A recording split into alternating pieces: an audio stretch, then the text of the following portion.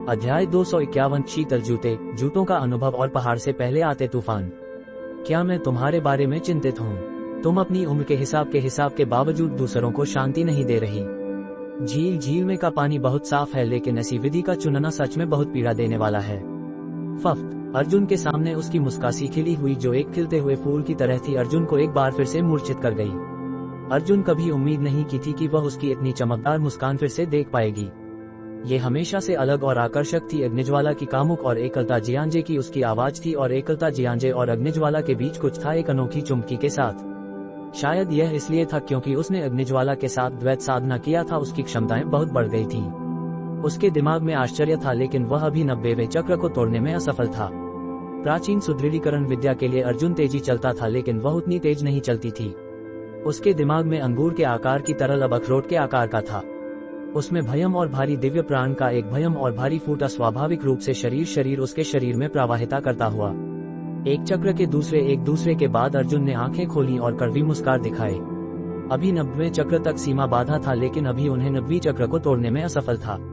एक बार के बाद प्राण स्वाभाविक रूप से अगला अगल उसके शरीर में स्वाभाविक रूप से बहुत मजबूत था, जो आमान सामान्य तांबे से कहीं ज्यादा बेहतर गुणवान था।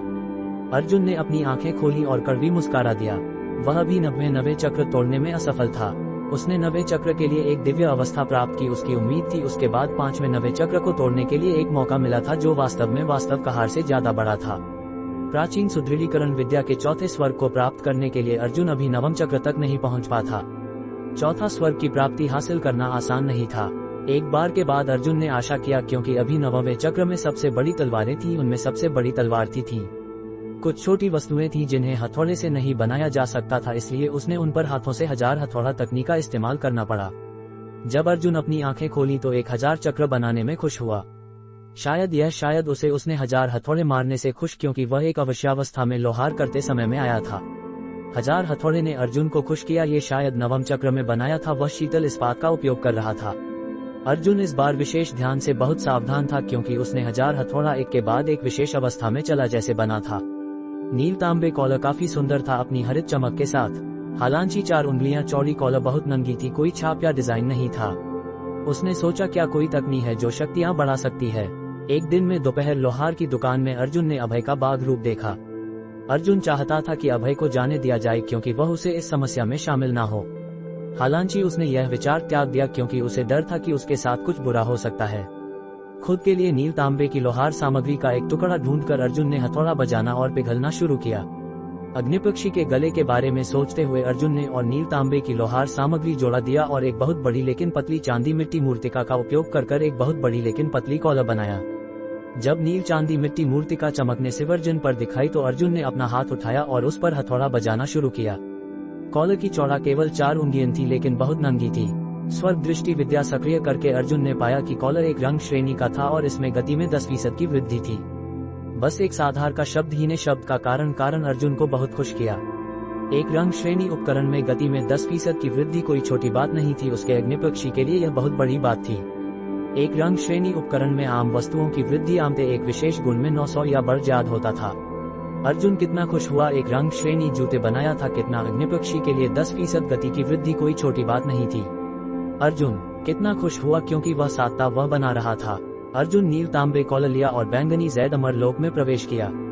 एक तीगबाज की चील ने गरज से निकला आया, जैसे अग्निपक्षी ने आसमान स्वर्ग में उड़ा और आसमान में उसके पंखों के पीछे पीछे दिखाने बहुत भव्य दिखाए।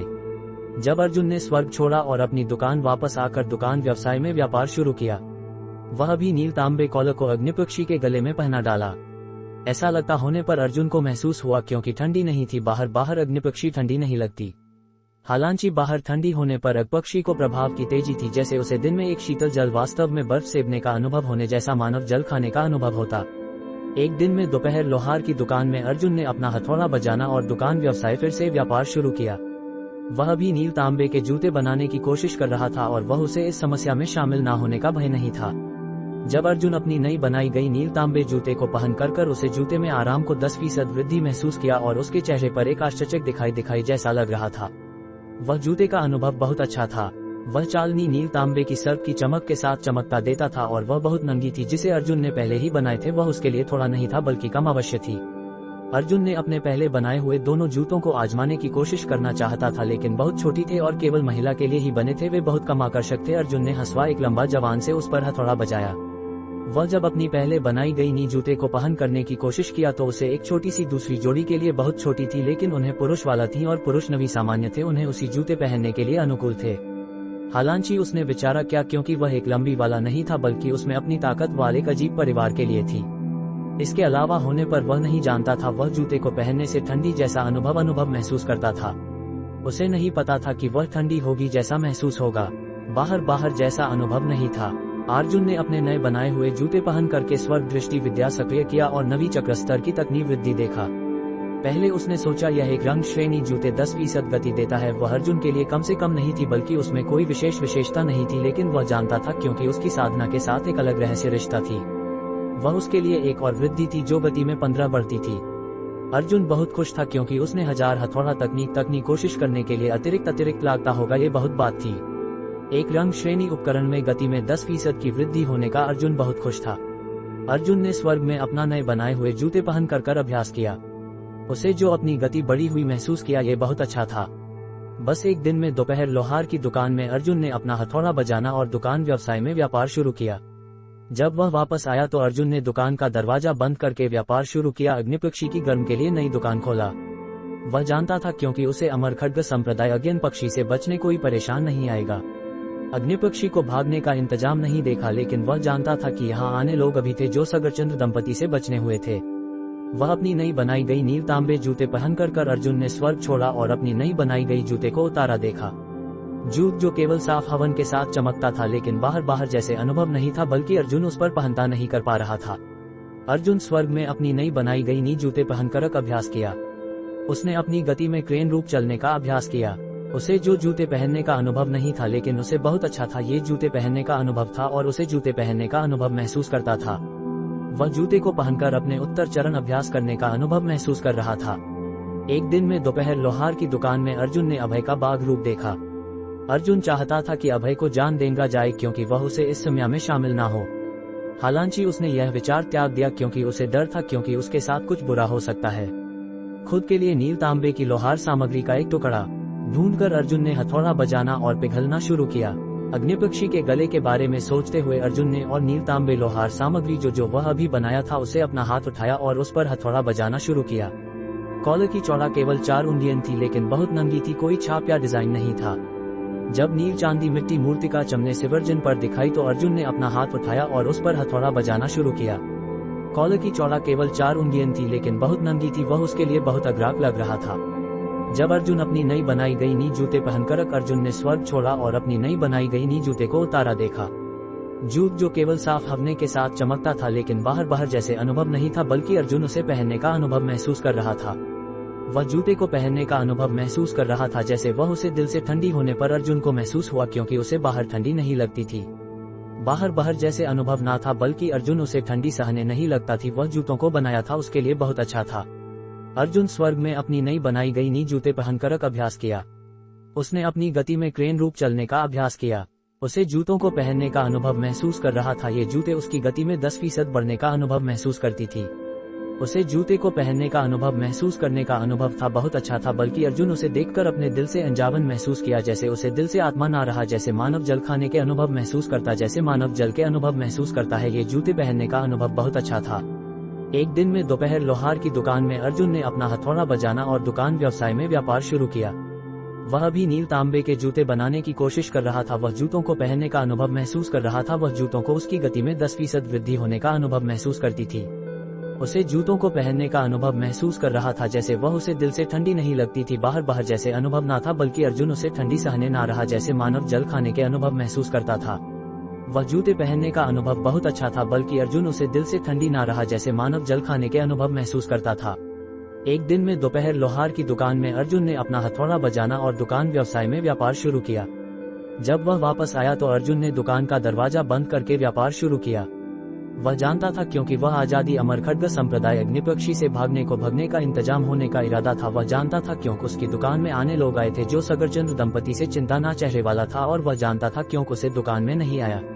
अग्निपक्षी को भागने का इंतजाम होने का इरादा था। वह जानता था क्योंकि उसकी दुकान में नहीं आया। अग्निपक्षी के गले पर उसका हाथ उठाया और उस पर हथौड़ा बजाना शुरू किया। कॉलर की चौड़ा केवल 4 उंगलियां थी, लेकिन बहुत नंगी थी। कोई छाप या डिजाइन नहीं था, बल्कि अर्जुन उसे दिल से ठंडी ना रहा जैसे मानव जल खाने के अनुभव महसूस करता था। वह जूतों को पहनने का अनुभव महसूस कर रहा था, जैसे वह उसे दिल से ठंडी ना रहा जैसे मानव जल खाने के अनुभव महसूस करता था। वह जूते पहनने का अनुभव बहुत अच्छा था, बल्कि अर्जुन उसे दिल से ठंडी ना रहा जैसे मानव जल खाने के अनुभव महसूस करता था। एक दिन में दोपहर लोहार की दुकान में अर्जुन ने अपना हथौड़ा बजाना और दुकान व्यवसाय में व्यापार शुरू किया। वह जानता था क्योंकि वह आजादी अमर खड्ग संप्रदाय अग्निपक्षी से भागने का इरादा था। वह जानता था क्योंकि उसकी दुकान में नहीं आया। अग्निपक्षी को भागने का इंतजाम होने का इरादा था। वह जानता था क्योंकि उसकी दुकान में नहीं आया। एक दिन में दोपहर लोहार की दुकान में अर्जुन ने अपना हथौड़ा बजाना और दुकान व्यवसाय में व्यापार शुरू किया। वह जानता था क्योंकि वह आजादी अमर खड्ग संप्रदाय अग्निपक्षी से भागने का इंतजाम होने का इरादा था। वह जानता था क्योंकि उसकी दुकान में नहीं आया। अग्निपक्षी के गले पर उसका हाथ उठाया और उस पर हथौड़ा बजाना शुरू किया। कॉलर की चौड़ा केवल 4 उंगलियां थी, लेकिन बहुत नंगी थी। कोई छाप या डिजाइन नहीं, बल्कि अर्जुन उसे दिल से ठंडी ना रहा जैसे मानव जल खाने के अनुभव महसूस करता था। वह जूते पहनने का अनुभव बहुत अच्छा था, बल्कि अर्जुन उसे दिल से ठंडी ना रहा जैसे मानव जल खाने के अनुभव महसूस करता था। वह जूतों को पहनने का अनुभव महसूस कर रहा था, जैसे वह उसे दिल से ठंडी ना रहा जैसे मानव जल खाने के अनुभव महसूस करता था। एक दिन में दोपहर लोहार की दुकान में अर्जुन ने अपना हथौड़ा बजाना और दुकान व्यवसाय में व्यापार शुरू किया। वह जानता था क्योंकि वह आजादी अमर खड्ग संप्रदाय अग्निपक्षी से भागने का इंतजाम होने का इरादा था। वह जानता था क्योंकि उसकी दुकान में नहीं आया। एक दिन में दोपहर लोहार की दुकान में अर्जुन ने अपना हथौड़ा बजाना और दुकान व्यवसाय में व्यापार शुरू किया। वह जानता था क्योंकि वह आजादी अमर खड्ग संप्रदाय अग्निपक्षी से भागने का इंतजाम होने का इरादा था। वह जानता था क्योंकि उसकी दुकान में नहीं आया। अग्निपक्षी के गले पर उसका हाथ उठाया और उस पर हथौड़ा बजाना शुरू किया। कॉलर की चौड़ा केवल 4 उंगलियां थी, लेकिन बहुत नंगी थी। कोई छाप या डिजाइन नहीं, बल्कि अर्जुन उसे दिल से ठंडी ना रहा जैसे मानव जल खाने के अनुभव महसूस करता था। वह जूते पहनने का अनुभव बहुत अच्छा था, बल्कि अर्जुन उसे दिल से ठंडी ना रहा जैसे मानव जल खाने के बेटर जिनसे का अनुभव महसूस करता था। वह जूतों को पहनने का अनुभव बहुत अच्छा, बल्कि अर्जुन उसे दिल से ठंडी ना रहा जैसे मानव जल खाने के अनुभव महसूस करता था। एक दिन में दोपहर लोहार की दुकान में अर्जुन ने अपना हथौड़ा बजाना और दुकान व्यवसाय में व्यापार शुरू किया। वह जानता था क्योंकि वह आजादी अमर खड्ग संप्रदाय अग्निपक्षी से भागने का इंतजाम होने का इरादा था। वह जानता था क्योंकि उसकी दुकान में नहीं आया। एक दिन में दोपहर लोहार की दुकान में अर्जुन ने अपना हथौड़ा बजाना और दुकान व्यवसाय में व्यापार शुरू किया। वह जानता था क्योंकि वह आजादी अमर खड्ग संप्रदाय अग्निपक्षी से भागने का इंतजाम होने का इरादा। वह जानता था क्योंकि उसकी दुकान में नहीं आया। एक दिन में दोपहर लोहार की दुकान में अर्जुन ने अपना हथौड़ा बजाना और दुकान व्यवसाय में व्यापार शुरू किया। वह जानता था क्योंकि वह आजादी अमर खड्ग संप्रदाय अग्निपक्षी से भागने का इंतजाम होने का इरादा। वह जानता था क्योंकि उसकी दुकान में नहीं आया। एक दिन में दोपहर लोहार की दुकान में अर्जुन ने अपना हथौड़ा बजाना और दुकान व्यवसाय व्यापार शुरू किया। वह जानता था क्योंकि वह आजादी अमर खड्ग संप्रदाय अग्निपक्षी से भागने का इंतजाम होने का वार्डन था। वह जानता था क्योंकि उसकी दुकान में नहीं आया। एक दिन में दोपहर लोहार की दुकान में अर्जुन ने अपना हथौड़ा बजाना और दुकान व्यवसाय में व्यापार शुरू किया। वह जानता था क्योंकि वह आजादी अमर खड्ग संप्रदाय अग्निपक्षी से भागने का इंतजाम होने का इरादा। वह जानता था क्योंकि उसकी दुकान में नहीं आया। एक दिन में दोपहर लोहार की दुकान में अर्जुन ने अपना हथौड़ा बजाना और दुकान व्यवसाय व्यापार शुरू किया। वह जानता था क्योंकि वह आजादी अमर खड्ग संप्रदाय अग्निपक्षी से भागने का इंतजाम होने का इरादा। वह जानता था क्योंकि उसकी दुकान में नहीं आया। एक दिन में दोपहर लोहार की दुकान व्यवसाय में व्यापार शुरू किया। वह जानता था क्योंकि वह आजादी अमर खड्ग संप्रदाय अग्निपक्षी से भागने का इंतजाम होने का इरादा। वह जानता था क्योंकि उसकी दुकान में नहीं आया। एक दिन में दोपहर लोहार की दुकान में अर्जुन ने अपना हथौड़ा बजाना और दुकान व्यवसाय व्यापार शुरू किया। वह जानता था क्योंकि वह आजादी अमर खड्ग संप्रदाय अग्निपक्षी से भागने का उत्तर उसकी दुकान में नहीं आया। एक दिन दोपहर लोहार की दुकान में अर्जुन ने अपना हथौड़ा बजाना और दुकान व्यवसाय व्यापार शुरू किया। वह जानता था क्योंकि वह आजादी अमर खड्ग संप्रदाय अग्निपक्षी से भागने का इंतजाम होने का इरादा। वह जानता था क्योंकि उसकी दुकान में नहीं आया। एक दिन में दोपहर लोहार की दुकान में अर्जुन ने अपना हथौड़ा बजाना और दुकान व्यवसाय व्यापार शुरू किया। वह जानता था क्योंकि वह आजादी अमर खड्ग संप्रदाय अग्निपक्षी से भागने का इंतजाम होने का इरादा। वह जानता था क्योंकि उसकी दुकान में नहीं आया। एक दिन में दोपहर लोहार की दुकान में अर्जुन ने बंद दरवाजा बंद करके व्यापार शुरू किया। वह जानता था क्योंकि वह आजादी अमर खड्ग संप्रदाय अग्निपक्षी से भागने का इंतजाम होने का इरादा। वह जानता था क्योंकि उसकी दुकान में नहीं आया। एक दिन दोपहर लोहार की दुकान में अर्जुन ने अपना हथौड़ा बजाना और दुकान व्यापार शुरू किया।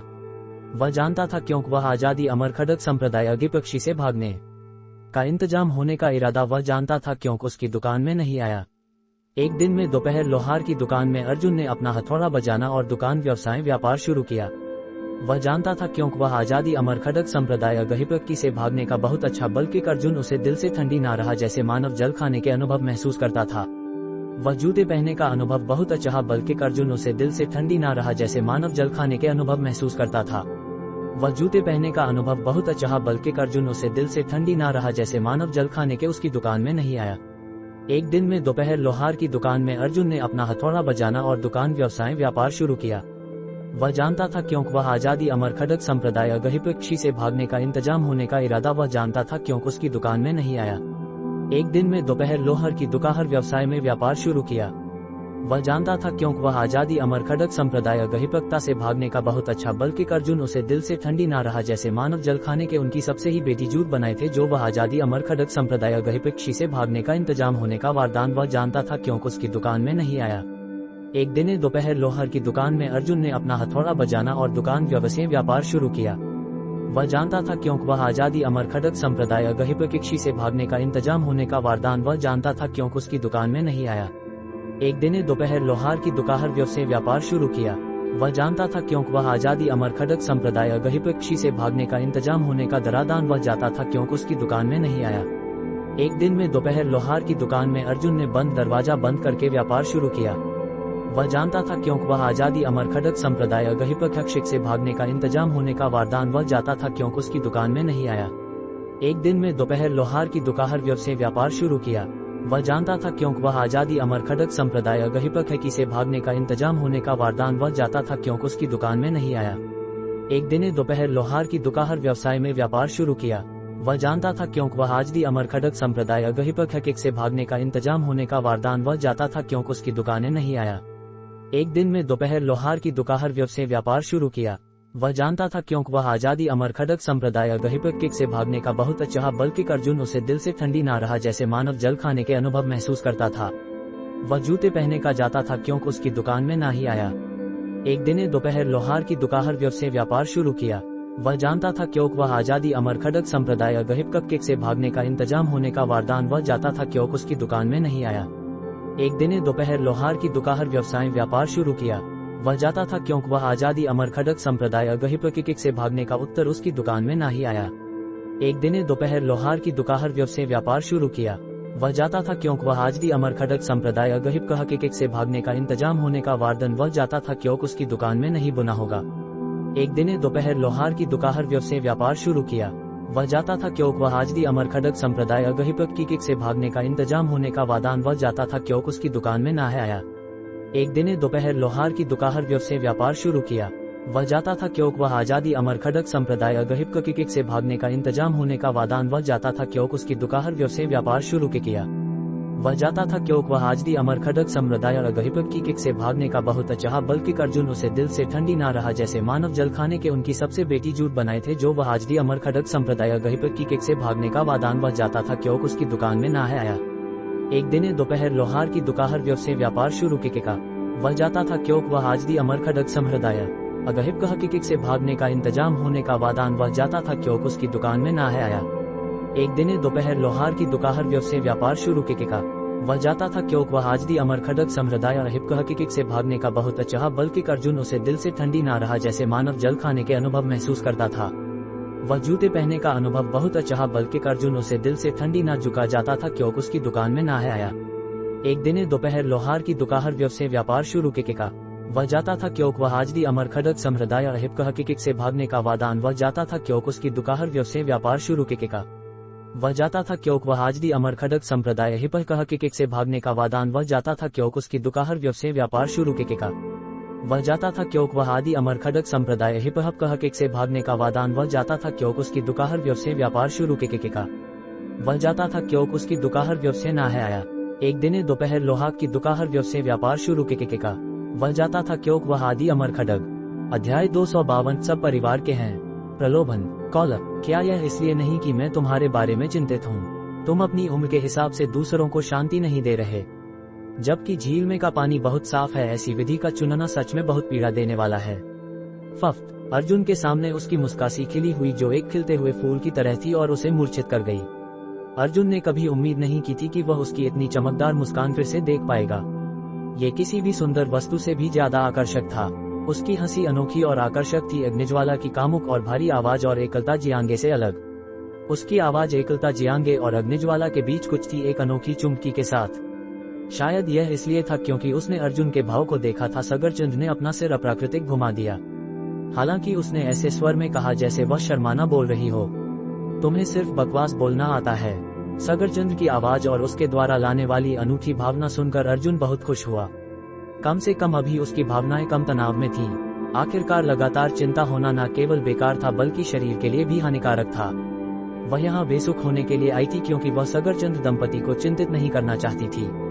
चलो अब खाने का समय हो गया है, नहीं तो वे हमें ढूंढने आएंगे, सगरचंद ने धीरे से कहा और अर्जुन को देखा जो उसे मुस्कुराते हुए देख रहा था। उसे अर्जुन की मुस्कान पसंद थी। ये थोड़ी उसके पिता के समान थी और उसे यह भावना पसंद था। सगरचंद दंपति ने अर्जुन को सगरचंद के साथ लौटते हुए देखा और वे विशेष रूप से खुश हुए कि दोनों के बीच मेलजुल था। अग्निज्वाला स्वाभाविक रूप से अर्जुन को देखकर खुश हुई। अर्जुन को देखकर सगरचंद की मुस्कान बिल्कुल नहीं गिरी। उसने अर्जुन में अपना एक परछा देखा, या बल्कि अर्जुन उसके जवान समय से भी ज्यादा उत्कृष्ट था।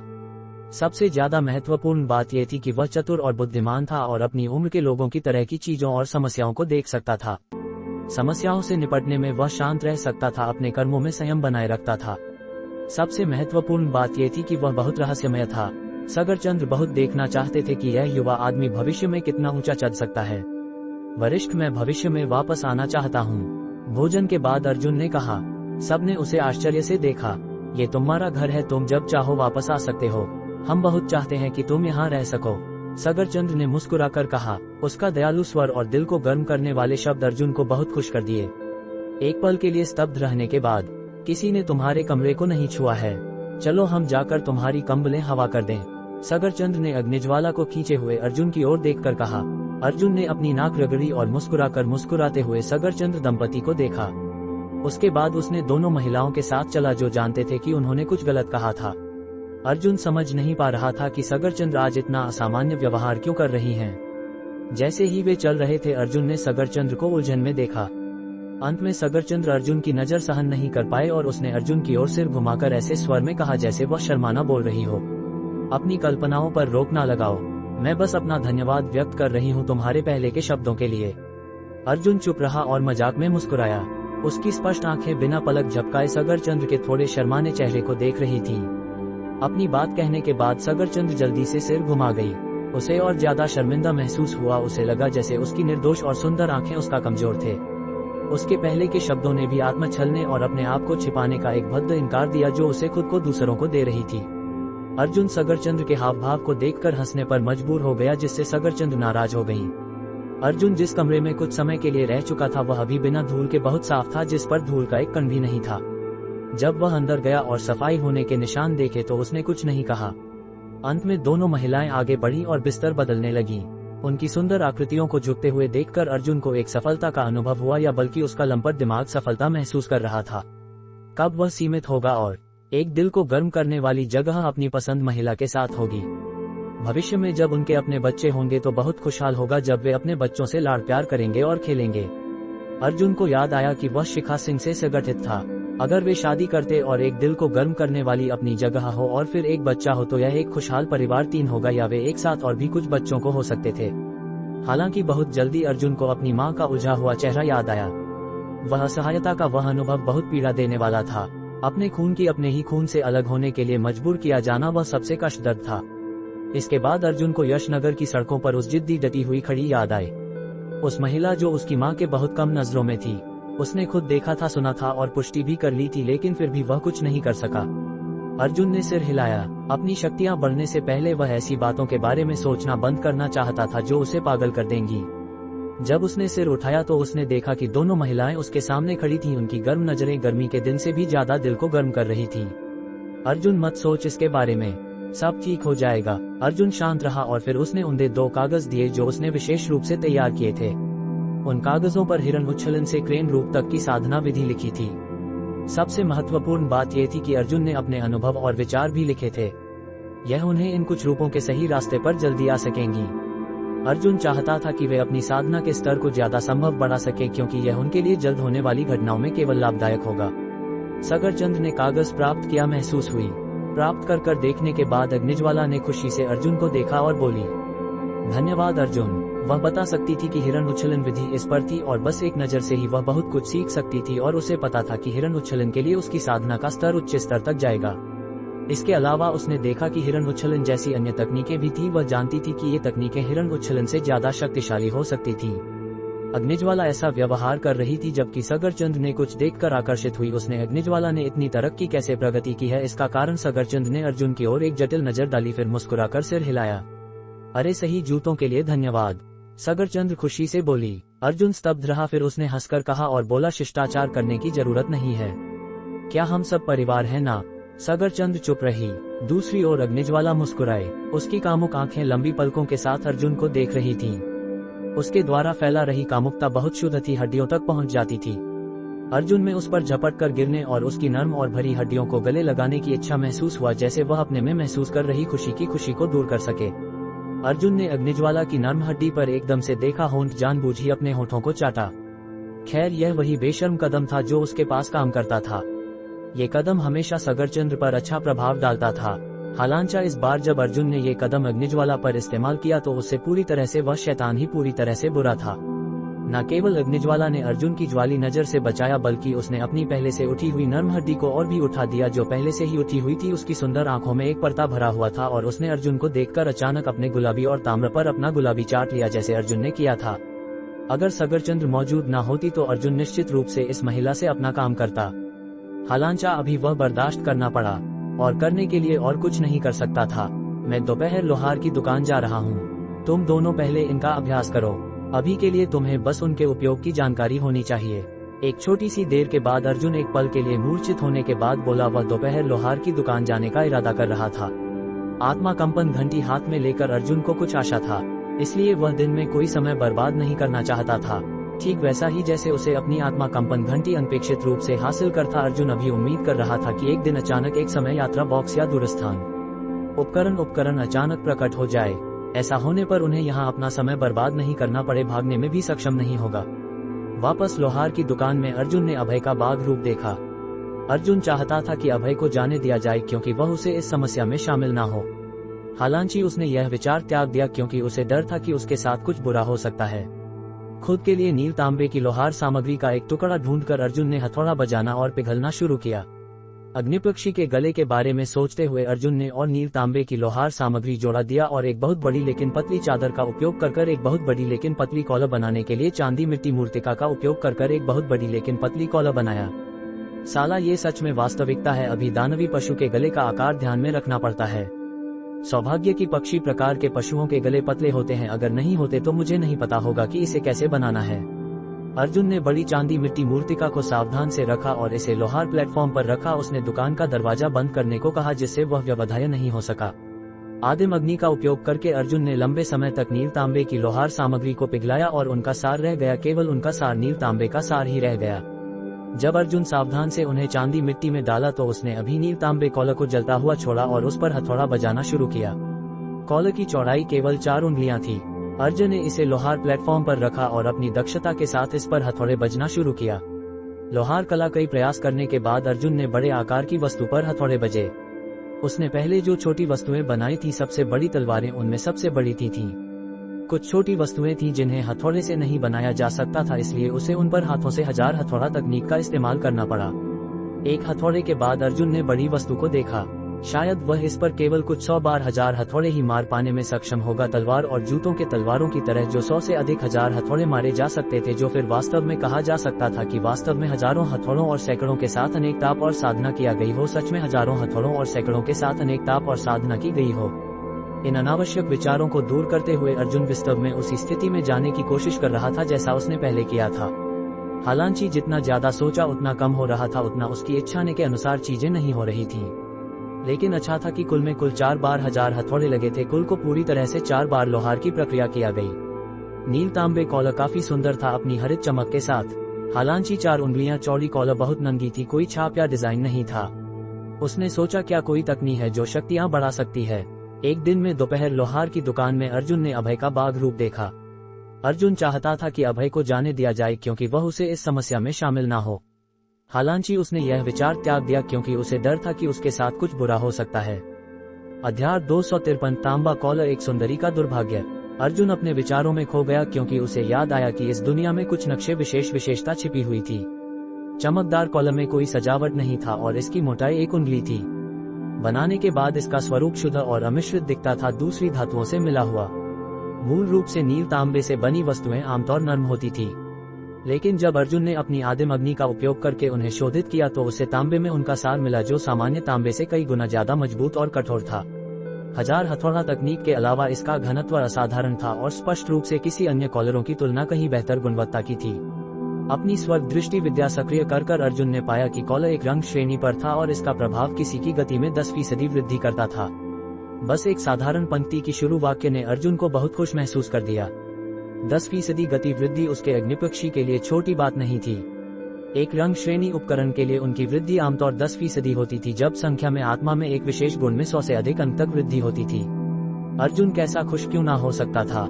सबसे अच्छे एक श्रेणी के उपकरण उसने 3 गुण वाली बनाई जिसे उसकी वर्तमान लोहार कॉलर कहा जा सकता था, जबकि थोड़ी बाद बनाई गई शीतल जूते 4 गुण वाली माना जा सकता था। ये 2 वस्तुएं अर्जुन की वर्तमान लोहार कॉलर की छोटी सी उपलब्धि माना जा था। अर्जुन ने तांबे कॉलर उठाया और बैंगनी जैद अमर लोक में प्रवेश किया। एक तीख सी चिल्ली आवाज गूंजी जैसे अग्निपक्षी अर्जुन की ओर उड़ा आया। अर्जुन अग्निपक्षी पर सवार होकर बैंगनी जैद अमर लोक में गया और फिर उसने अग्निपक्षी के गले पर तांबे कॉलर पहना। ऐसा लगा जैसे अग्निपक्षी महसूस कर सकता था कॉलर के रहस्यमय प्रभावों को। एक तीख और उत्साहित चीली चीख लगाकर वह आसमान में उड़ गया। उसके पीछे पीछे लाल बड़े पंख फैल रहे थे जो बहुत भव्य दिखते थे। इसके बाद अर्जुन स्थानिक क्षेत्र से बाहर आया और अपनी लोहार की दुकान फिर से व्यवसाय शुरू किया। वर्तमान में अर्जुन के पास 5 हथियार थे, 3 कटीली तलवारें थीं जबकि 2 हरितधार तलवारें थीं। अपने नक्शों में लिंग विशेष उपकरणों को देखकर अर्जुन ने एक सेट युद्ध कवच बनाने की तैयारी की। इस कवच की रक्षा निश्चित डरावनी होगी और यह सामान्य तलवार और तलवारों के प्रहारों को नजरअंदाज कर सकेगी। अभी भी सहस्राब्दी शीतल इस्पात बहुत बड़ा हिस्सा बचा हुआ था। हालांकि अर्जुन चाहता था कि उनका उपयोग सगरचंद दंपति के लिए जूते बनाने के लिए करेगा। इस बार उन्हें सगरचंद दंपति पर भरोसा बनाने में सफल होना चाहिए। अमर खड्ग संप्रदाय द्वारा घेरा होगा। और जैसे ही उसने सोचा, उसने अभी उपयोग नहीं किया हुआ ताम्रित धातु अन्य सार जो अभी उसके पास थे उन्हें इस्तेमाल करने की कोशिश कर रहा था। अगर जैसे ही अर्जुन ताम्रित धातु अन्य सार निकालने और शोधित करना शुरू कर ही तो एक अनजान आवाजा अचानक दुकान में प्रवेश कर गया और एक युवक और एक परिचित दिखने वाली महिला को देखकर अर्जुन हंस नहीं पा रहा था। शुरू में उसने सोचा कि उस दिन के बाद उस पर दिखागा समझा था उसने कि तलवार कोशिश से प्रभाव दिखाने और धीरे गले को थोड़ा काट देने के लिए हथौड़ा मारा और एक युवती का गला थोड़ा काट दिया।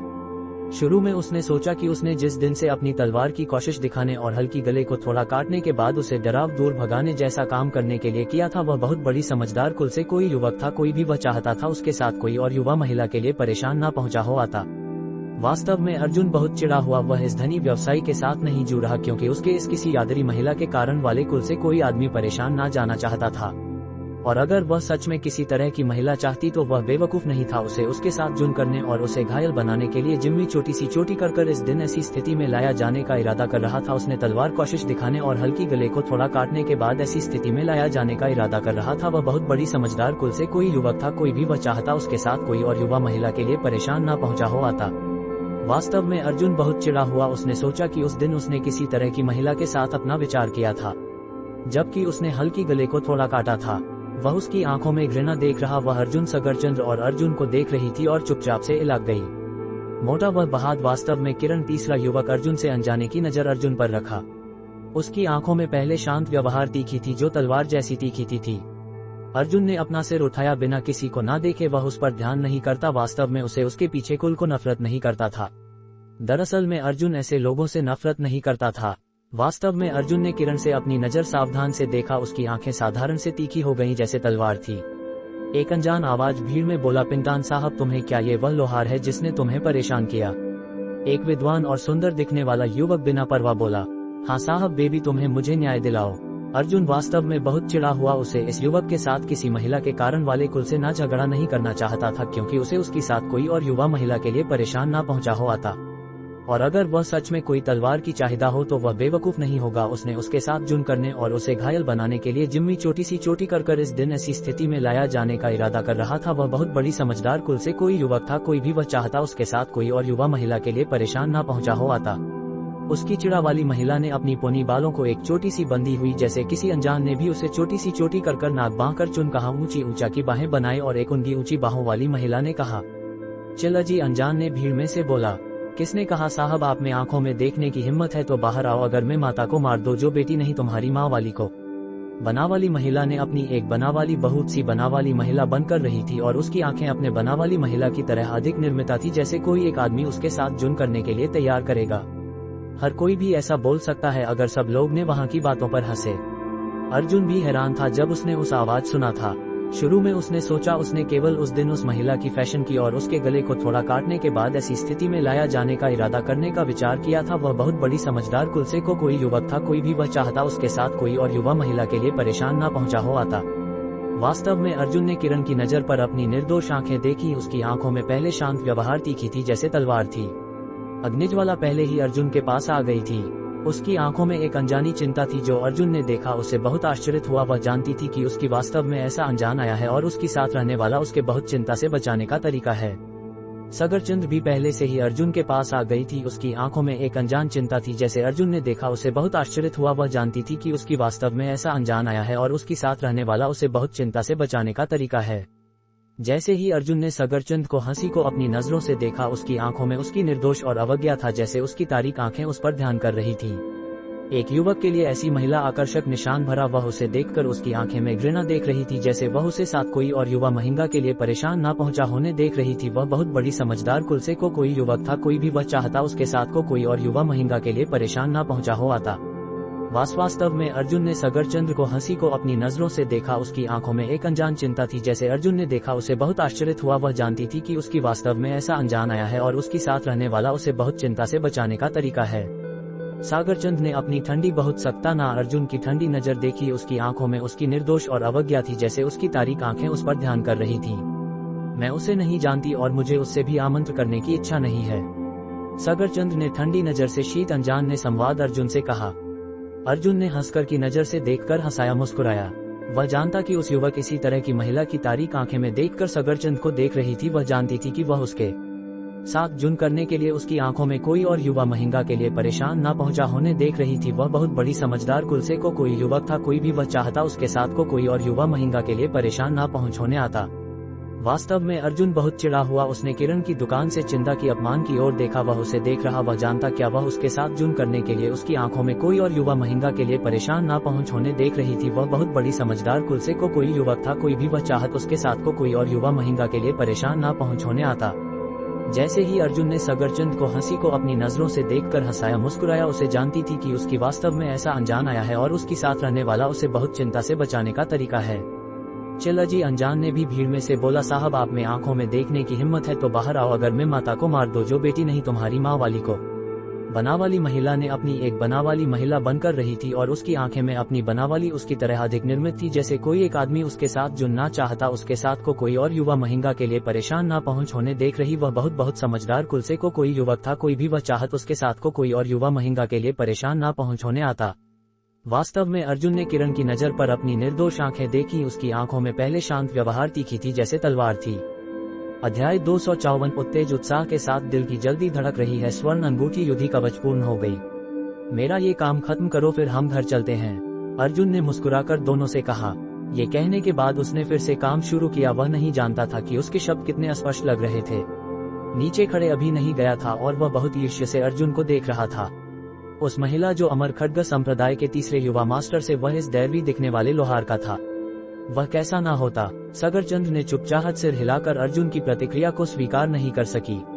वह अपनी आंखें नीचे झुकी हुई थी ताकि वह अर्जुन के अनजानी और अवज्ञा प्रकृति से दूर नहीं आई थी। हालांकि अग्निज्वाला अर्जुन की साइड पर बैठी थी और उसकी आंखों में एक अनजान सुंदरता थी जो अर्जुन का दिल बहुत महसूस कर रहा था। अर्जुन को यह नहीं पता था कि दोनों को देखना ऐसी असामान्य बात नहीं थी। अगर दिव्य अवस्था के साधक चाहें तो वे वास्तव में दिव्य अग्नि को वास्तव में ला सकते थे। आदिम अग्नि अर्जुन के हाथों से निकली। आधा फीट ऊंच लंबी चांदी लपटी अग्नियां बाहर कुछ ताप बाहर निकली रही थी। भटने की भन को भटन में डालकर अर्जुन एक हाथ से भटन को भटन में डालना शुरू किया। चौथी परत नील तांबे की लोहार सामग्री को भटन में डाला। चौथी परत नील तांबे की लोहार सामग्री का घनत्व और शुद्ध सार बहुत बढ़ा, वास्तविक तांबे से कई गुना बेहतर था।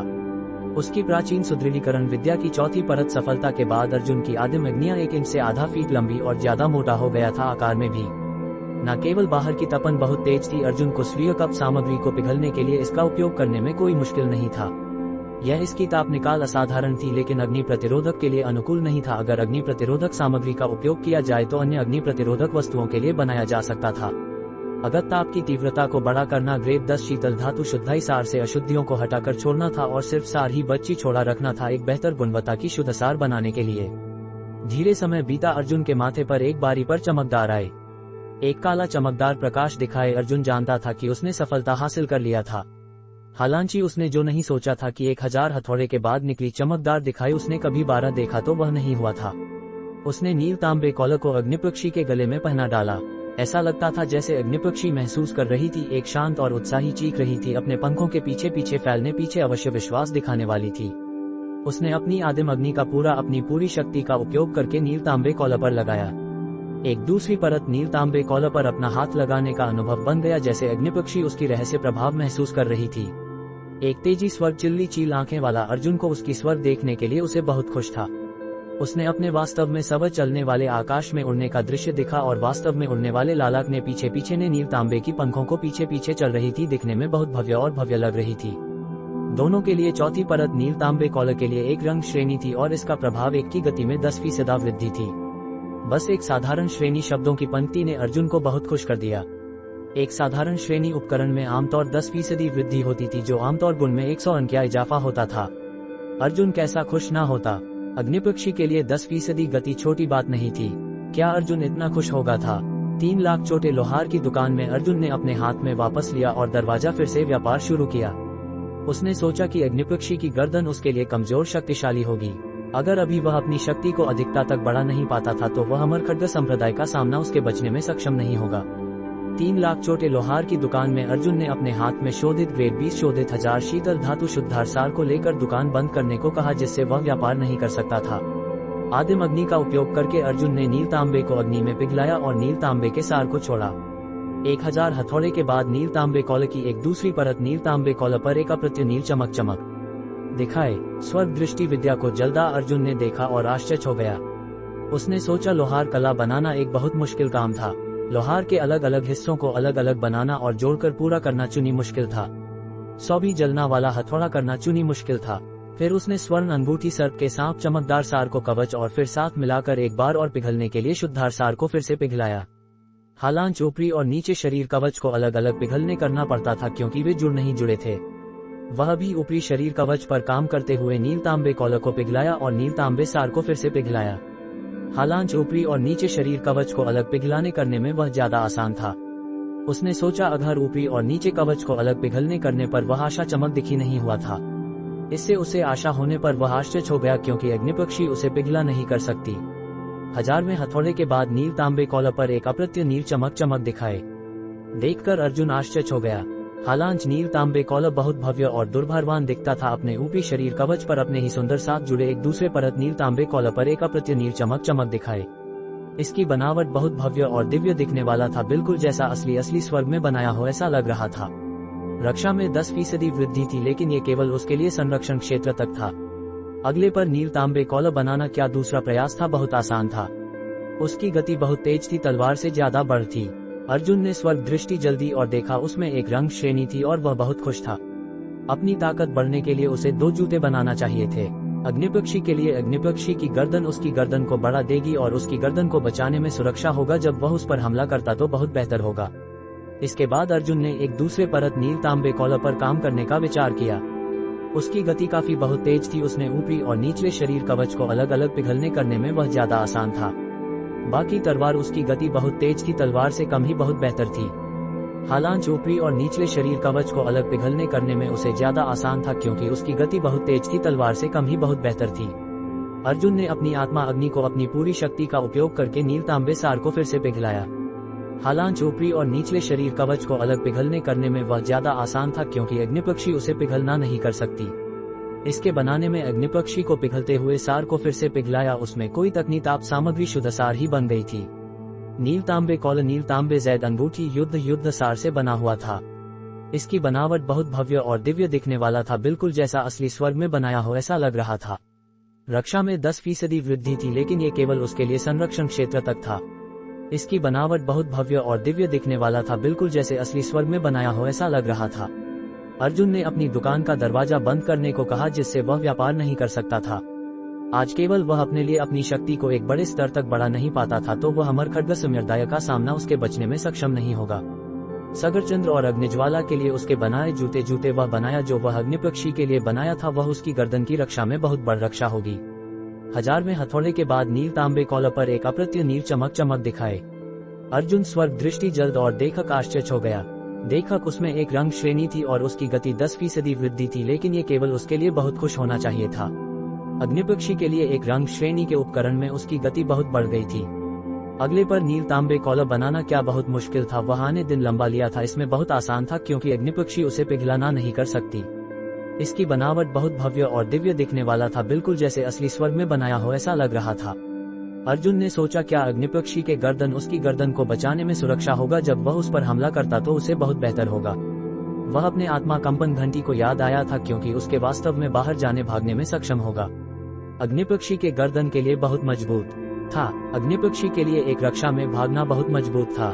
3 लाख छोटे लोहार की दुकान में अर्जुन ने अपने हाथ में शोधित ग्रेड 20 शोधित 1000 शीतल धातु शुद्धार सार को लेकर दुकान बंद करने को कहा, जिससे वह व्यापार नहीं कर सकता था। आज केवल वह अपनी शक्ति को अधिकता तक बढ़ नहीं पाता तो वह अमरखड्ग संप्रदाय का सामना उसके बचने में सक्षम नहीं होगा। आज केवल वह अपनी शक्ति को एक बड़े स्तर तक बढ़ नहीं पाता था। सागरचंद्र और अग्निज्वाला के लिए जूते बनाने चाहिए थे, वह उनके लिए बहुत बेहतर होगा। ये दोनों लोहार की दुकान में अर्जुन ने अपने हाथ में शोधित ग्रेड 20 शोधित 1000 शीतल धातु शुद्धार सार को लेकर दुकान बंद करने को कहा, जिससे वह व्यापार नहीं कर सकता था। आज केवल वह अपने लिए बन रहा था, वह उसके लिए बहुत बेहतर होगा। चैप्टर 255 मैं नहीं जाऊंगा भले ही मर जाऊं, क्या तुम मुझे गले लगा सकते हो? जब अर्जुन ने सागरचंद्र और अग्निज्वाला को अपने बनाए हुए जूते पहने देखा तो उसे बहुत आनंद हुआ। वह हृदय को छू जाने वाला एहसास बहुत देर तक बना रहा। अर्जुन ने तैयार हो चुके स्वर्ण मुद्रिका युद्ध कवच को देखा। इस कवच की सतह सांप की खाल की थी, जिस पर स्वर्ण मुद्रिका के निशान थे और भीतरी हिस्सा तप्त धातु सार से बना था। अर्जुन ने इसका नाम स्वर्ण मुद्रिका युद्ध कवच रखने का फैसला किया। आसमान की ओर देखते हुए अर्जुन को उम्मीद नहीं थी कि एक युद्ध कवच बनाने में लगभग पूरा दोपहर का समय लग जाएगा, लेकिन वह संतुष्ट था। अब सब कुछ बहुत शांत लग रहा था, लेकिन अर्जुन जानता था कि यह तूफान से पहले की शांति थी। जब वह दिन आएगा तो निश्चित रूप से तेज हवाएं और मूसलाधार बारिश होगी। उसे यकीन तक नहीं था कि क्या वह उस दिन को सुरक्षित तरीके से पार कर पाएगा। अर्जुन ने स्वर्ण मुद्रिका युद्ध कवच को सुरक्षित जगह रख दिया, क्योंकि यह ऐसी चीज थी जो उसकी सुरक्षा की संभावनाओं को बढ़ा सकती थी। अब जब उसका युद्ध कवच और जूते तैयार थे तो बचे हुए समय में प्रशिक्षण के अलावा अर्जुन ने टोपी, पट्टा, कंगन और हार के साथ सेट पूरा करने की योजना बनाई। अर्जुन अपनी शक्ति बढ़ाने के किसी भी मौके को नहीं छोड़ता था, चाहे वह थोड़ा सा ही क्यों न हो। आसमान धीरे धीरे अंधेरा होने लगा और अर्जुन लोहार की दुकान छोड़कर सागर निवास वापस जाने की योजना बना रहा था।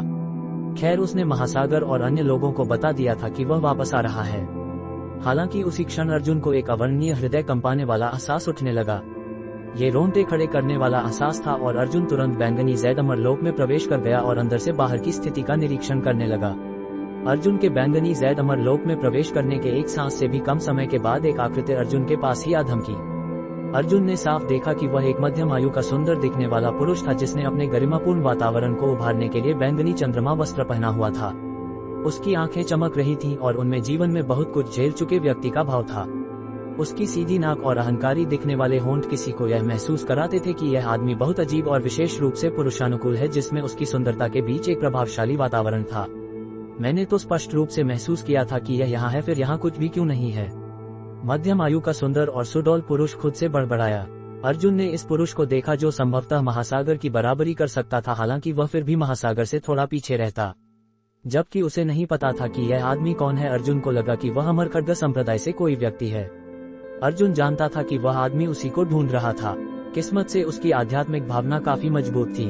अर्जुन अब और भी निश्चित हो गया कि वह आदमी अमरखड्ग संप्रदाय से था और वह स्पष्ट रूप से उन वृद्ध लोगों से केवल एक स्तर अधिक मजबूत नहीं था। ये दुर्भाग्यपूर्ण था कि वह बैंगनी जैद अमरलोक से बाहर से हमला नहीं कर सकता था। अगर ऐसा नहीं होता तो यह संभव होता कि वह इस मजबूत मध्यम आयु के पुरुष को डराकर भगा देता। मध्यम आयु के पुरुष ने वे बड़ी चमकती आंखें बंद कर ली और चुपचाप आसपास की गतिविधियों को महसूस करने लगे। दूसरी ओर अर्जुन ने बैंगनी जैद अमरलोक में खुद को नियंत्रित करने की कोशिश की और इस मध्यम आयु के पुरुष पर छुपकर हमला करने की इच्छा को रोका। भले ही वह सफल न हो पाता, फिर भी उसे सुरक्षित रूप से बैंगनी जैद अमरलोक में वापस जाना चाहिए। हालांकि अर्जुन को फिर भी लगा कि कुछ गड़बड़ है, हालांकि वह यकीन से नहीं कह सकता था कि क्या। इसलिए उसने छुपकर हमला करने की इच्छा को रोक दिया। अर्जुन ने इसलिए खुद को नियंत्रित किया ताकि शत्रु को पहले से चेतावनी न दे और कुछ समय बर्बाद करने की कोशिश करे।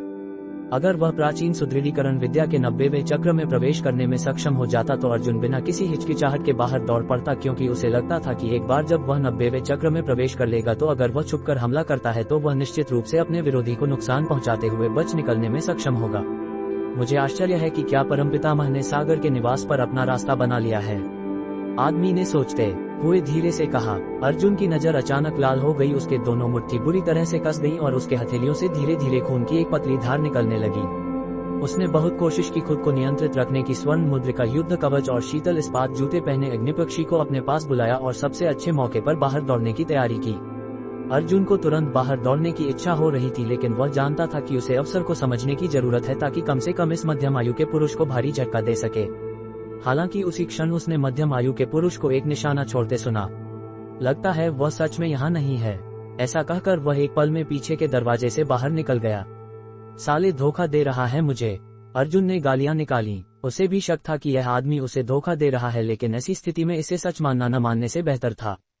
केवल थोड़ी देर रुकने के बाद अर्जुन ने बैंगनी जैद अमरलोक छोड़ दिया और सागर निवास की ओर दौड़ा। चाहे मध्यम आयु के पुरुष ने उसे बाहर लुभाने के लिए कुछ भी कहा हो, उसका मन तब तक शांत नहीं होगा जब तक वह खुद न देखे कि सागर परिवार सुरक्षित है। जब अर्जुन सागर निवास पर पहुंचा तो उसने कोई विसंगति नहीं देखी। पहले से ही अंधेरा हो चुका था, इसलिए वह चुपचाप अंदर गया और जब उसने परिचित आवाजों को बातचीत करते सुना तो उसे आराम मिला। जब अर्जुन हॉल में चला गया तो उसने देखा कि उसकी उपस्थिति के अलावा सब मौजूद थे और वह शर्म से मुस्कुराया। अर्जुन, तुम्हारे हाथ को क्या हुआ? अग्निज्वाला ने अचानक देखा कि अर्जुन के हाथों पर खून के निशान थे और वह घबराकर दौड़कर उसके हाथ पकड़ लिए। उसे थोड़ा भी घृणा का एहसास नहीं हुआ। अर्जुन, क्या हुआ? महासागर ने भी नोटिस किया कि कुछ गड़बड़ है और वह अर्जुन के पास आकर धीरे से पूछने लगे, ऐसा क्या हुआ जिससे तुम्हारे दोनों हाथ इस तरह खरोंच गए? महासागर ने हैरान होकर पूछा। यह इसलिए है क्योंकि मुझे सुना कि अमरखड्ग संप्रदाय के परमपितामह यहाँ आ रहे हैं, अर्जुन ने कड़वी मुस्कुराहट के साथ कहा। इसके बाद उसने अग्निज्वाला की ओर मुस्कुराकर यह व्यक्त किया कि वह ठीक है और धीरे धीरे अपने हाथ वापस खींच लिए। सागर चंद्रा और उनकी मां भी जल्दी से आकर चिंता से उसे देखने लगीं। ये कहना असंभव था कि वे प्रभावित नहीं हुईं। हाल आखिरकार अर्जुन ने जब सुना कि सागर परिवार के साथ कुछ हुआ है तो मौत के डर के बिना घबराकर वापस दौड़ा आया था। अर्जुन, यहाँ आकर अपना घाव साफ करो और दवा लगाओ, सागर चंद्रा की मां ने मुस्कुराकर कहा। अर्जुन ने उनकी ओर मुस्कुराया और अपने हाथों से खून धोने चला गया। जब से उसने प्राचीन सुदृढ़ीकरण विद्या का अभ्यास शुरू किया था, अर्जुन की पुनर्प्राप्ति अद्भुत थी। घावों पर पतली परत की एक छाल बन चुकी थी, इसलिए दवा लगाने की जरूरत नहीं थी। पहले खाना खाते हैं, बाद में बात करेंगे, महासागर ने मुस्कुराकर कहा जब उसने देखा कि सागर चंद्रा कुछ कहना चाह रही थीं। खाने के दौरान बहुत शांति थी और ऐसा लग रहा था जैसे किसी की भूख नहीं थी। विशेष रूप से सागर चंद्रा और अग्निज्वाला ने दोनों ने थोड़ा खाया। अर्जुन भी यह सोचकर चिंतित था कि आगे क्या होने वाला है। पिताजी, जल्दी बताइए, नहीं तो आपकी बेटी को नींद नहीं आएगी। खाना खाने के बाद सागर चंद्रा महासागर के बगल में बैठकर बोली, शायद आधे महीने से ज्यादा नहीं लगेगा। इस आधे महीने में हमें और सतर्क रहने की जरूरत है और अवसर आने का इंतजार करना होगा। जब अवसर आएगा तुम्हें मेरी व्यवस्थाओं पर ध्यान देना होगा, महासागर ने मुस्कुराकर कहा। क्या आप उन्हें रोककर हमें भागने देने की योजना बना रहे हैं? अर्जुन ने सिर उठाया और जलती आंखों से महासागर को देखा। उसकी आंखों में लड़ने की भावना और इच्छा शक्ति थी। उसकी नजर तारों की तरह चमक रही थी। मैं नहीं जा रही, मैं नहीं जाऊंगी, भले ही मर जाऊं, सागर चंद्रा ने हट करके कहा। अर्जुन ने अपनी नाक रगड़ी। उसे पता था कि ऐसा होगा और उसी क्षण उसके पास भागने की कोई योजना भी नहीं थी। सिस, उस बूढ़े अंधे आदमी ने युद्ध राजा रैंक की 7वीं श्रेणी में पहुंच लिया है, जबकि मैं केवल युद्ध राजा की 6ठी श्रेणी के शिखर पर हूं। शायद उसे मुझे मारने में लगभग 100 चालें ही लगेंगी, महासागर ने निशाना छोड़ते हुए कहा। अर्जुन ने जल्दी से महासागर के शब्दों का विश्लेषण किया। महासागर 100 चालों तक रोक सकता था अगर वह केवल अतिरिक्त 10% गति, 10% रक्षा शक्ति को अनदेखा करते हुए प्रदान कर सकता, और यदि उसकी कोई ऐसी तकनीक थी जो लड़ाई के लिए उपयोगी हो सकती है। जिसने अर्जुन को आशा दी वह ये था कि बूढ़ा अंधा आदमी 7वें ग्रेड का युद्ध राजा था और 7वें ग्रेड का युद्ध राजा अपराजय नहीं था। वरिष्ठ क्या जीतने का कोई भी मौका नहीं है? अर्जुन ने आशा छोड़ने से इनकार करते हुए पूछा। उसे चमत्कारों पर विश्वास नहीं था, लेकिन उसे विश्वास था कि परिश्रम से कुछ भी प्राप्त किया जा सकता है। ऐसा नहीं है कि कोई मौका नहीं है, लेकिन दुर्भाग्य से इसे अभी हासिल करना बहुत मुश्किल है। महासागर ने एक निशाना छोड़ा और बोले, वरिष्ठ जब बात इतनी आगे बढ़ गई है तो आपको बस इतना कह देना चाहिए। अगर कोई मौका था तो क्या इसका मतलब यह नहीं होगा कि सबकी जान सुरक्षित रहेगी? अर्जुन ने किसी भी मौके को छोड़ने से इनकार कर दिया। 30 साल पहले मैंने उस बूढ़े अंधे आदमी की एक आंख निकाल दी थी। अगर उसकी दूसरी आंख भी अंधी हो जाती तो हमारे लिए अपनी जान बचाने में कोई समस्या नहीं होनी चाहिए। महासागर के शब्दों ने अर्जुन को आशा दी। एक बार जब उसे दिशा मिल गई तो वह उसकी ओर कड़ी मेहनत करता। अर्जुन ने गंभीरता से महासागर को देखा। उसकी कौन सी आंख अच्छी है? उसकी बाईं आंख। महासागर भी अजीब महसूस कर रहे थे। उन्हें लगा कि अर्जुन बहुत रहस्यमय है और शायद वह सच में कुछ ऐसा कर सकता है जो उनकी अपेक्षाओं से परे हो। सागर चंद्रा ने भी अर्जुन की ओर देखा, उलझन और खुशी महसूस करते हुए। आधा महीना। अर्जुन को लगा कि उसे इसकी तैयारी के लिए समय का अच्छा उपयोग करने की जरूरत होगी। धन्यवाद, उसने पहले से ही कुछ तैयारी शुरू कर दी थी। रात के खाने के बाद अर्जुन सागर चंद्रा और अग्निज्वाला के साथ पीछे की इमारत की ओर गया। अर्जुन पिता ने कहा कि सबकी जान की कोई गारंटी नहीं है। जब समय आएगा, जब अवसर मिलेगा तो ज्वाला को लेकर चले जाना। उसके साथ अच्छा व्यवहार करना ठीक है। जब वे वापस जा रहे थे तो सागर चंद्रा ने उदासी महसूस करते हुए कहा, फिर से कहकर देखो तो मैं तुम्हारी पिटाई करूंगा। अर्जुन ने शांति से सागर चंद्रा की ओर देखते हुए कहा, कोई नहीं बता सकता था कि वह गुस्से में है या मजाक कर रहा है। तू नटखट, ये तेरे अपने लिए अच्छा है। मैं अकेले भाग नहीं सकती अपने माता पिता को मुसीबत में छोड़कर, लेकिन तुम दोनों के लिए ऐसा नहीं है। सागर चंद्रा ने गुस्से में कहा, मैं नहीं जा रही, मैं नहीं जाऊंगी, भले ही मर जाऊं। अग्निज्वाला ने मुस्कुराकर कहा, लेकिन कोई भी बता सकता था कि वह बहुत दृढ़ थी। ज्वाला, तुम भी ऐसा क्यों कर रही हो? सागर चंद्रा की आंखें हल्की लाल हो गईं और उन्होंने अग्निज्वाला को देखा। जो कुछ भी मेरे पास है वह मुझे गुरु ने दिया है। अगर मैं चली जाती तो खुद भी अपने को माफ नहीं कर पाती। अग्निज्वाला ने इस मौके पर फिर से सागर चंद्रा को गुरु कहकर संबोधित किया। सागर चंद्रा ने सिर घुमाया और फिर से अर्जुन की ओर देखा। उनकी मुस्कुराती आंखों में एक कोमल सुंदरता थी। अर्जुन ने उनकी ओर देखा और मुस्कुराया, चिंता मत करो, शायद चीजें वैसी नहीं हैं जैसी हमने सोचा था। मनुष्य का परिश्रम हमेशा निर्णायक कारक होता है और मनुष्य अपने भाग्य के स्वामी होते हैं। धन्यवाद अर्जुन, सागर चंद्रा ने गंभीरता से कहा। तुम फिर से औपचारिकता कर रही हो। हम एक परिवार हैं, तुम मुझे बाहरी क्यों समझ रही हो? चाहे कुछ भी हो मैं तुम्हारे साथ खड़ा रहूंगा, और ज्वाला भी है, हम सब साथ रहेंगे। अर्जुन ने दांत दिखाकर मुस्कुराते हुए कहा। सागर चंद्रा को अर्जुन के शब्दों पर गुस्सा नहीं हुआ। अर्जुन के लिए उनके लिए ऐसा करना पहले से ही बहुत मुश्किल था। उसकी कोई बुरी नीयत नहीं थी। उसने यह व्यक्त नहीं किया कि वह उनका पीछा करना चाहता है, और न ही उसने तब अत्यधिक फायदा उठाया जब वह कर सकता था। शायद इन सभी कारणों से ही वह उसके प्रति विरोधी नहीं थी। उसके द्वारा किए गए कुछ मजाकों के बारे में सोचते हुए, जबकि शब्दों का अर्थ बहुत स्पष्ट और फ्लर्ट करने वाला था, वह हृदय को छू जाने वाला और हृदय कंपाने वाला एहसास किसी भी गुस्से के साथ नहीं आया था। इसके बारे में सोचकर सागर चंद्रा को गहराई में बहुत अच्छा लगा। शायद यह इसलिए था क्योंकि वे अपनी बुद्धि की सीमा पर थीं कि उन्हें एहसास हुआ कि कई ऐसी चीजें थीं जिन्हें उन्होंने अभी तक आजमाया नहीं था, जैसे प्यार। एक सामान्य महिला के लिए पुरुष और महिला के बीच प्रेम की चाहत न रखना असंभव था। हालांकि उन्हें उम्मीद नहीं थी कि ऐसी बात अचानक होगी। देखते हुए कि शायद उनके पास केवल कुछ दिन ही बचे हों जीवित रहने के लिए, बजाय एक लंबी जिंदगी के जैसा कि उन्होंने मूल रूप से सोचा था, उन्हें रोमांटिक रिश्ते में जल्दी शामिल नहीं होना चाहिए था। वह डरती थी कि रोमांटिक रिश्ते में बंधना उनकी साधना में बाधा बन सकता है। वह कोई अफसोस पीछे नहीं छोड़ना चाहती थी। वह कम से कम महसूस करना चाहती थी, चाहे वह कितना भी छोटा क्यों न हो, भले ही यह एक अभिनय हो। अर्जुन जाने ही वाला था कि उसने सागर चंद्रा को धीरे से अपना नाम पुकारते सुना। हैरान होकर उसने सागर चंद्रा की ओर मुड़कर देखा, जो बेचैन महसूस कर रही थी। क्या तुम मुझे गले लगा सकते हो? बिल्कुल वैसे जैसे तुम अपनी पत्नी को गले लगाते हो। अर्जुन स्तब्ध रह गया। उसने कभी नहीं सोचा था कि सागर चंद्रा ऐसा व्यवहार करेंगी। उसे लगा कि उसने गलत सुना, लेकिन उसने देखा कि अग्निज्वाला भी हैरानी से सागर चंद्रा को देख रही थी। ज्यादा मत सोचो, मुझे बस डर है कि मैं ज्यादा देर तक जीवित नहीं रह पाऊंगी। मैं अपने लिए कुछ यादें छोड़ना चाहती हूँ। सागर चंद्रा शर्मा रही थी, लेकिन उन्होंने हिम्मत से सिर उठाकर अर्जुन की ओर देखा। उनकी गहरी और अंधेरी नजर में चमक की एक झलक दिखाई दी। उनकी देवी जैसी दिखने वाली शक्ल एक अद्वितीय सुंदरता छिपा रही थी। अर्जुन को थोड़ा घबराहट महसूस हुई जब उसने उन्हें इतने स्पष्ट भावों के साथ ये शब्द कहते सुना। जबकि उनका हाव भाव शर्म का था और उनका देवी जैसा चेहरा अत्यंत सुंदर था। अर्जुन जानता था कि वे डर रही थी कि वह इस संकट से जीवित नहीं बच पाएंगी। वह नहीं चाहती थी कि उनका प्रेम जीवन पूरी तरह से खाली रहे और वह एक गर्म और यादगार गले लगाने वाला अनुभव चाहती थी।